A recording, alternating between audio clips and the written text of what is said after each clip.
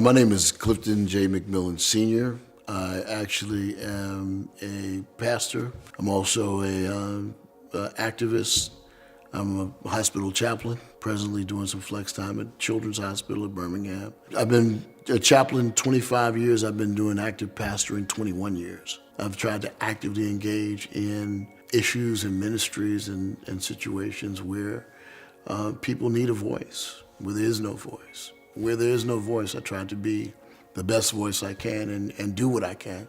At the end of the day, everybody in one way or another is affected by the issues of justice in our nation. Just some don't know how much that affects them individually. But the reality is that all of us are human beings. And though there may be different issues from time to time, there are some issues that bring us together at the very core of our humanity. When you talk about environmental justice, when you talk about communities of color, we're dealing with some very serious issues that, unfortunately, I don't think get the level of attention that they should. Not only are multitudes of lives, hopes, potentials destroyed by these environmental issues, but when many of these corporations get caught, they just take it and do the same thing in another part of the world. And that's very, very disconcerting to me personally, because it seems as if human life in certain demographics really is not that valuable. And that's frustrating. Many churches now are starting to have position papers over the last 15 years dealing with that connectivity between the environment and our sacred responsibility for maintaining that environment. I think it is very important to have that stewardship, that responsibility, that managerial role, and play it well with the environment, because that's all we have. I mean, that sustains life. So when you talk about that, I think that when you talk about creation, for those that are people of faith, which I am, I do believe that God gave us a perfect environment and gave us a responsibility to be the best stewards we possibly could in every area.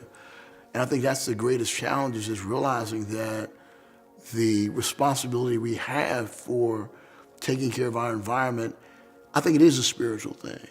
I think it is a responsibility that God has given us. I may be living in a $10 million home 40 miles from the hood, but the same air is blowing in my environment as well. And I think that's one of the keys too, is that recognizing that connectivity. Asthma.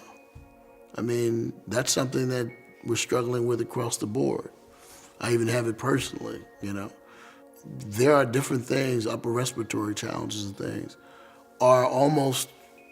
you could almost coincide them with what's going on in the environment at a given point in time. And I hope and pray that we recognize that at the end of the day, especially when it comes to the environment, we're going to either rise or fall together.